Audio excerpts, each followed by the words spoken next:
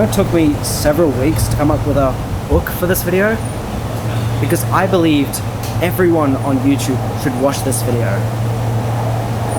But honestly, I don't care anymore. I just want to feel assured that at least someone tried to fix the problem. I think you're well aware of the problem. It's been addressed in so many different forms, so many different variations, that it's saturated. None of this that I'm about to tell you is new information.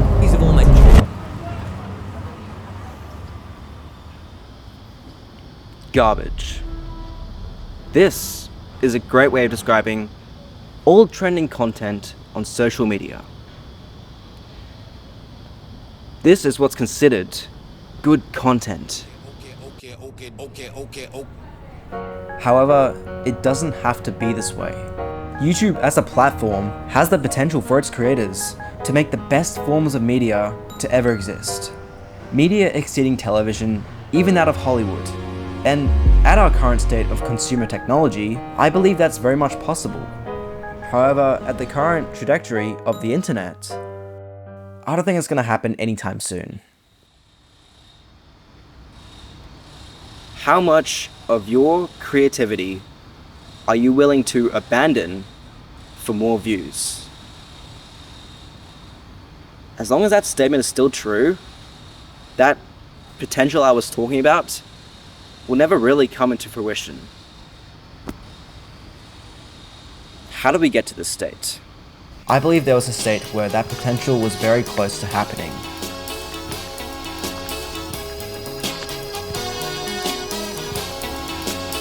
And that's when this guy was around.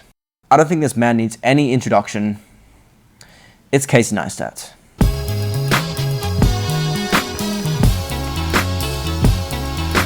And it was around the time when he made a movie every day for 500 days. And through that process, he garnered quite a large viewership. Now, I believe it was never Casey's intention to become famous off of this.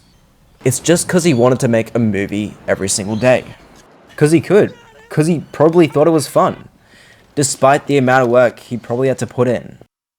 How do you know that what you're feeling is what your viewers are going to feel? Oh, I don't it's give a dumb a question. shit with the viewers. So it's just what you're feeling? Yeah. So when you watch that back, you're just trusting your own response and thinking, well, maybe other people will feel that way too.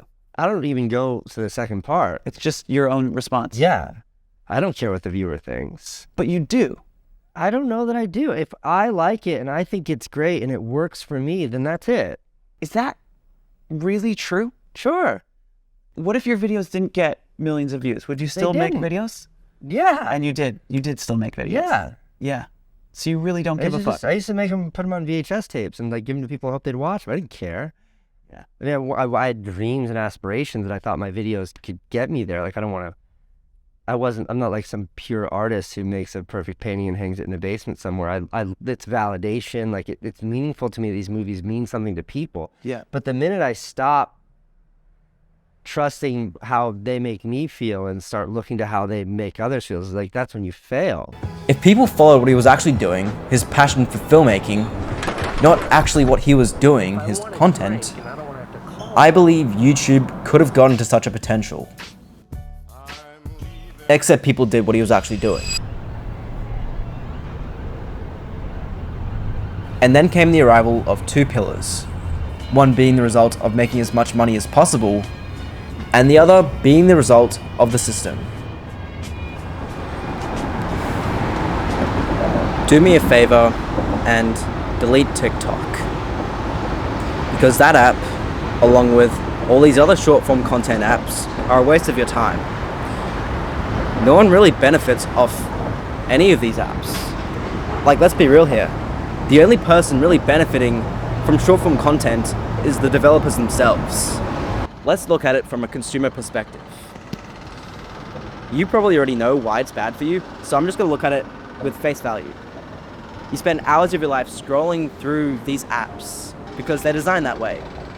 And once you actually click off that app, don't you realize that you haven't really gotten anything out of it? And it's very likely that you pretty much forgot everything you just watched.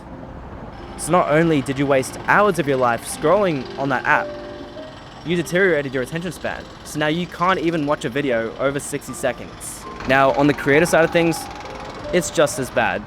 Sure, the discoverability is insane. Like, you get 10,000 views just by like just showing something remotely interesting in like the first 3 seconds.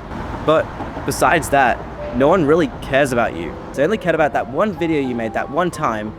And even if you continued making that type of video constantly, like, either you or the viewer is going to get tired of it. And then at that point, you probably want to bridge over to YouTube or something, but it's very difficult to get all those followers across because no one really cared about you. So it's a waste of time for the consumer and a waste of time for the creator. And unfortunately, it's already dealt a lot of damage to how we consume content and how we create it. We now have to make content that is very stimulating for the viewer. So I just want to clarify 2 things. First off, some of those videos on those short form platforms are actually pretty creative and funny, but the way that it's distributed is what makes it bad. And the second thing is that the reason why it differs to that of YouTube is that it's actually very difficult to express yourself within those 60 seconds.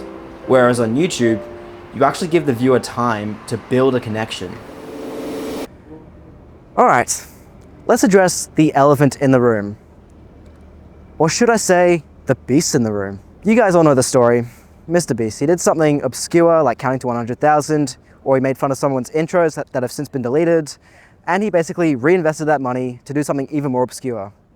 And he repeated that process continuously to where he is right now. And for a very, very long time, I idolized him. And as a matter of fact, I met him.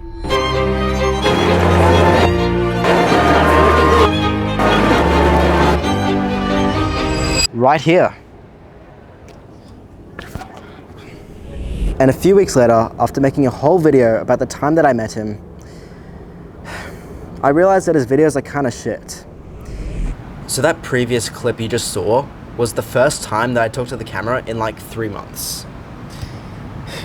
So anyways, the reason why I think his videos suck is because it breaks every principle of what makes a good YouTube video. To put it simply, it's a game show. And as much as he says that there's storytelling behind it, it just feels so forced and soulless. How much money am I willing to spend to force your eyes onto my video? It's just such a small-minded way of perceiving a video's worth. Then the allegations came out, and things started to make a little more sense at the time why he makes that specific type of content. A younger audience, which, as I found out recently, might not actually be true. He's trying to dedicate his content to all demographics, and in order to do that, he needs to ensure his content is as simple as possible so it can be easily comprehensible. So his videos just suck. And even if he was dedicating his content to a younger audience, you wouldn't do it in the way where it's just bright saturated colors and big numbers. You want to know what my favorite movie is? Cars. Now, the reason why that movie is so good is because it does a great job of world building and making you care about the characters inside of it. It just really takes you on that adventure with them. Like, you're not just looking at it from an outsider perspective, you're in there with them. And my point is that you can make a great piece of media even if it is dedicated towards multiple demographics. Now, even if it's not so obvious, MrBeast has made an impact on YouTube. He's normalized the idea of turning your channel into a business, and each individual piece of content that you make is just a contribution to that business. And he's also normalized the idea of thinking analytically.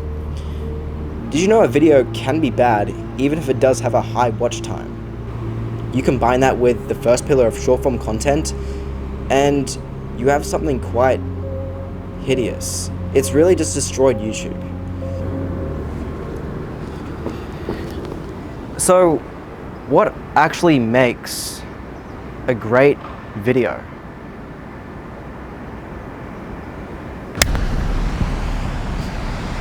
So, in order to answer this question, it caused me to think a little more philosophically, because there's just so many ways of looking at it, and there's just so many considerations that it's honestly a bit overwhelming. But I did finally come to a solution.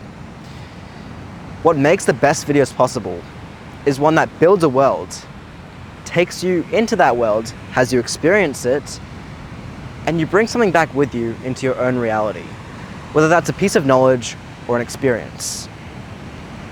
So I no longer aim to make the best videos possible. It's now, how do I build a world? So how do you build a world?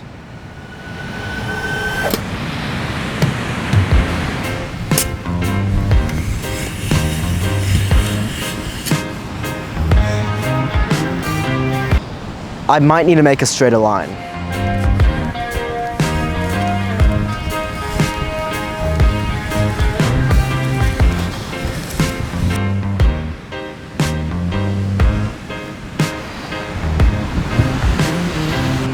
It can be broken down into a simple triangle. Not the most even triangle, but I just want to preface that each end is just as important. And along with that, each end also represents a reason why you would want to click on a video. So make sure that each end is equally balanced. And if you don't do that, then you just don't have a good video. So let's go to the first end. Spectacle. This is the first end of the triangle. What spectacle is essentially is the conflict, desirable outcomes. Put simply, it's the interesting thing in your video. And your video is probably not going to be as good if it doesn't have something remotely interesting.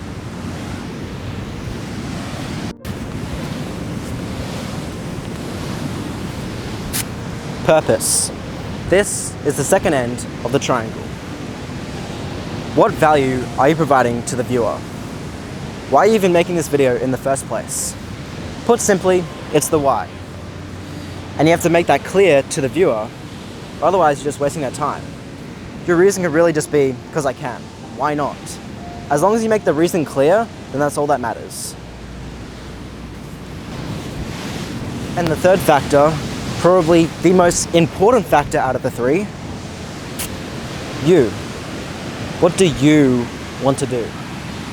Not what you have to do, what do you actually want to do? And how do you want to depict this world that you created through your unique eyes?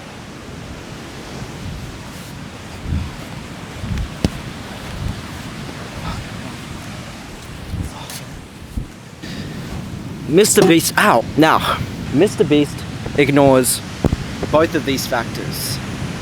He only focuses on spectacle, because that's why the viewers clicked on his video. That's what's getting him all his views, and honestly, he hasn't gotten into any trouble yet. That's not true. That's actually not true at all. He has gone through trouble, but that's beside the point. He now has a bunch of views, and honestly, zero consequences to his success. So why should he even bother considering the other two?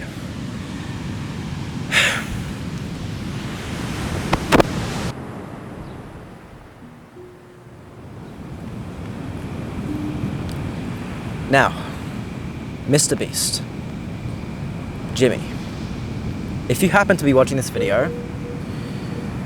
I remember you saying this one time, I want to make the best videos possible.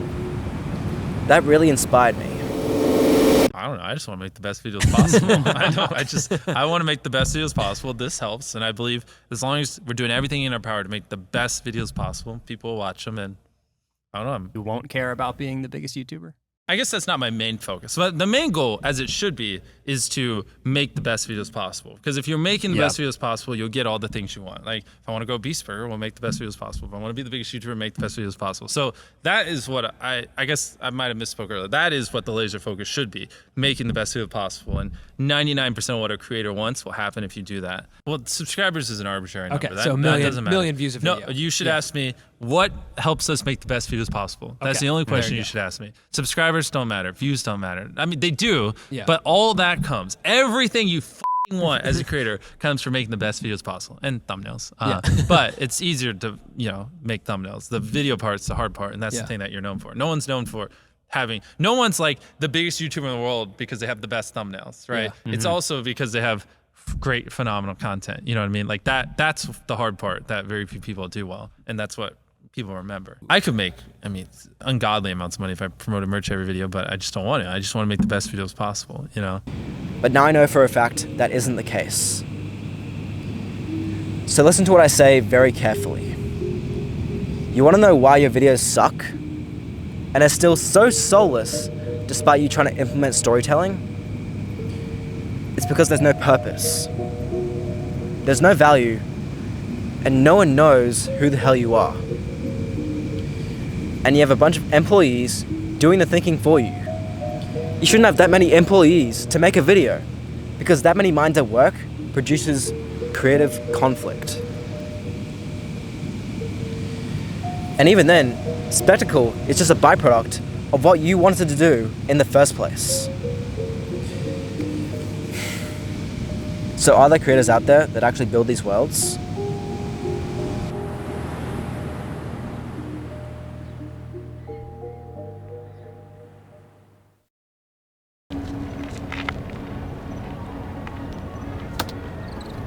Hold on, I gotta pick something up real quick. You mind watching this?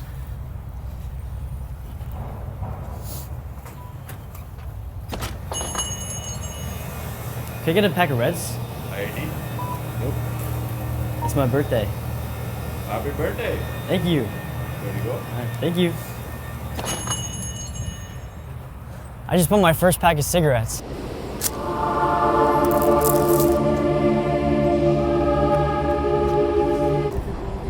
Now, I don't know why, but this video really stuck with me. Just the way that he built this world with its own rules and its own characters.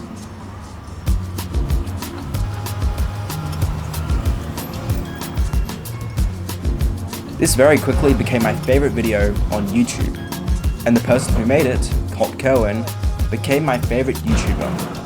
Which led me to the YouTube New Wave, which essentially focuses only on the art and filmmaking of the video, and not necessarily relying inherently on the idea. Now, according to an article by the Published Press, there are actually 3 factors that do describe a new waver, or to classify yourself as a new waver, and that would be 1, working within a small team, whether that's just by yourself or maybe like 1 or 2 people. 2, working within a small... 2, working within a... 2, working within a small budget, preferably $0. And 3, what's the third one? Oh yeah, taking inspiration directly from traditional films. So you're probably wondering, who are these YouTubers? Well, I'm gonna go through my subscriptions list and show you a few which you probably should have it.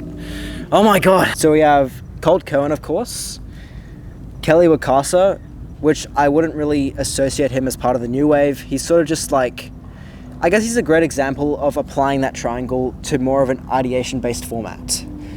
And he's also my other favorite YouTuber. Justin Shen, Gork's Art, Sam Kennard, Anthony Poe, I guess, Shy Guy, Life of Reza, Ryan NG Films, Ethan Uncurated, Tejas Haller, Simon Kim, Elliot Choi, Natalie Lin, Megan Tan, Steezy Kane, and Jordan Studdard.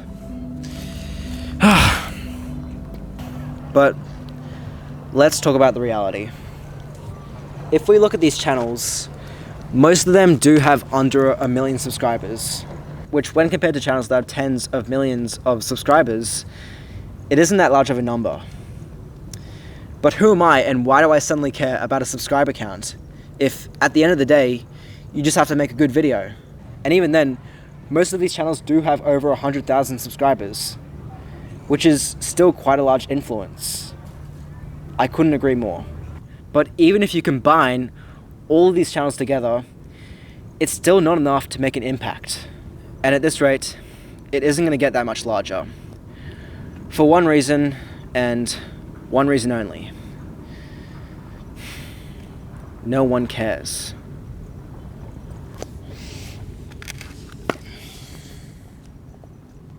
How much of your creativity are you willing to abandon for more views? No one cares. No one cares about their little narrative. No one cares about the creative struggles they go through. No one, except maybe a small number of people, actually cares about the creative details. Stooping down to play the YouTube game would take away what makes the piece of media so special. But playing the game is the only way to get anyone's interest. This isn't a movie. You didn't pay to watch this. It's a YouTube video, and that's all it will ever be.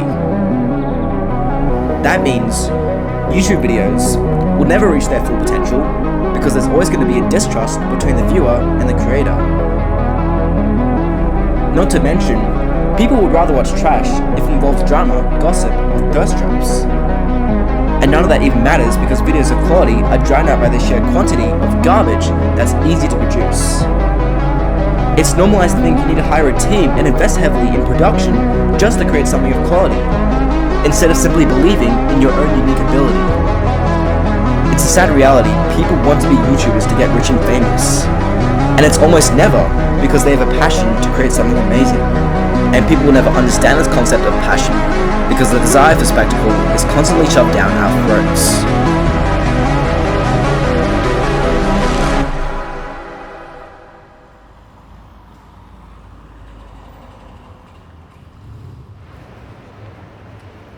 Why should I even bother fighting?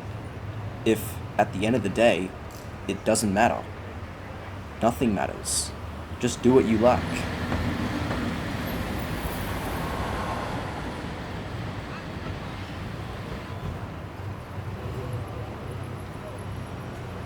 But I've got a feeling people aren't actually doing what they like, because society pushes them to do otherwise.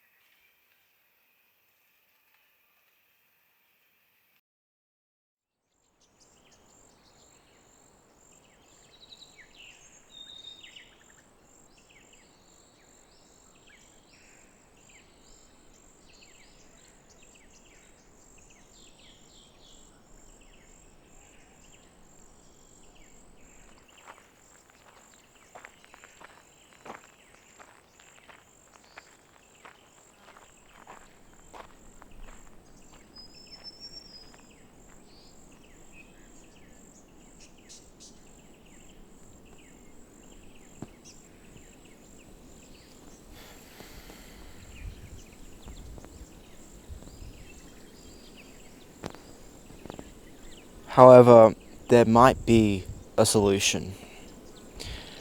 But it only works if you, and any other creator out there, helps me. I call it Project Final Wave. Because after this, though we don't need for any more waves, this will be it. Alright, this is going to sound a little absurd, but stay with me. In order to defeat an enemy, sometimes you have to play by their game. So for the next 1 to 2 years, play the YouTube game. Get into the viewer psychology and figure out what's actually appealing. Focus on the title and thumbnail. Focus on the watch time and focus on the hook. Now what I said so far just contradicted everything I said for this entire video. But it's only temporary. And what we're essentially doing is molding the algorithm. Because currently, the majority of audiences can only watch videos that are instantly stimulating. And in order to take them off that route, you have to find ways to appeal to them. And marketing isn't necessarily a bad thing, because you can have a lot of fun with it. Like, you can create a movie poster of a thumbnail, you can make an artwork for all I care, but you have to make sure that that graphic is appealing and people will actually want to click on it. And as for watch time and the hook, if you already made a good video, then people will be able to tell that it's a good video. But it's more tightening that narrative to make sure that it's well paced and it has good exposition, so then the viewers will actually feel intrigued. It was never established that you had to give the gag away at the very beginning. You know, the best forms of exposition are those that give the viewer puzzle pieces which they have to put together over time. And if we get enough people involved, especially bigger creators, I think over time we'll be able to match the quantity of garbage content to the quantity of quality content with the quantity of quality content. And suddenly the viewer has an option to watch something that's going to waste their time and rot their brain, or to watch something that is actually fulfilling. And sometimes you just want to watch a bit of garbage, like that's totally fine. But at least now you have that option, which you didn't have before. And I think after that point, after those 1 to 2 years, I don't think you have to worry about playing the game as much, because the viewer, the algorithm, will finally have trust in the creator. It will no longer be a competition to get someone's attention, which is what it is right now. You know, I never liked that line of Dan Mace's, not because it's true, but because it's so pessimistic of this reality ever happening. So, what does this potential actually look like? Honestly, I don't know. You know, the original plan here was to do like a VFX montage of me doing some crazy shit like a lightsaber battle or like making myself fly. But that takes time, which unfortunately I don't really have. Not to mention, I don't have any experience in that area. It would be like my first time, so it'd probably turn out pretty badly. So we'll leave that for another time, and I'm just going to explain this potential to you in a few simple words. What makes a YouTube video special is two things. The first one is the fact that you have full control, from start to end. You don't have anyone diluting your plans with a bunch of financial considerations, a bunch of employees or contracts. It's just your raw, creative expression. The second thing is that you can actually build a human connection, because the viewer knows that there's someone behind the screen. It's not something that they're trying to fake. It's really them with their authentic message, or just their own experience. And people really value that. That's really what makes a piece of media special. So let's say, hypothetically, a new waver decides to expand their production because they just want to make their life a little bit easier, and that's totally understandable. How do we make sure that history doesn't repeat itself on a YouTube format? Like, how do we make sure that we don't make another Hollywood film? Well, it's pretty simple. As I mentioned earlier, you have full control over what your video looks like. From start to end, the entire thing. Like, there is absolutely nothing stopping you. So you can hire the people that enhance that vision, or even support it, and you don't have to hire the ones that dilute it. Like, you have that option. Like, as for me, I probably only want to hire like a VFX artist, because I want to do like cool shit like whenever I want, which takes time, which I don't have. But you don't just hire an editor. Like, you don't just hire a cameraman and like have them do their thing. Like, they don't know what's going on. Like, they don't know what you want. So the video is just going to turn out badly.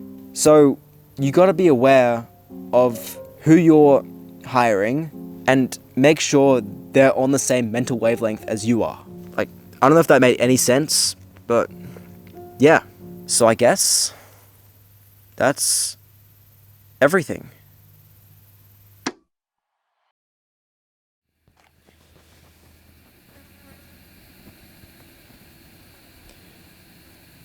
for half of this year, I've really just been in a creative burnout. Because I was just sick and tired of everyone. And that's exactly why I made this video. To set the record straight. And that way I could move on with my life and make videos that I actually want to make with full certainty. So, here's some key takeaways from this video. It would be to, 1, delete TikTok or any short form content that forces you to doom scroll. Second one, watch the YouTube New Wave, because they're pretty cool. 3, follow Project Final Wave. And yeah. And for the aspiring content creators out there, I don't know, man. Ask yourself, would I still be doing it even if it was for free? And, you know, if you want to get good at making videos, like, make videos that people genuinely want to watch, you gotta start somewhere. Like, even if that means starting with a simple iMovie, which you don't even upload. And that's totally fine. So that's all I really wanted to say. So thanks for watching. Subscribe, don't subscribe, I honestly don't care. As long as we get that message out there, that's all that really matters. Because we could genuinely change YouTube as we know it. And that would be pretty cool. So yeah, I'll see you in the next one.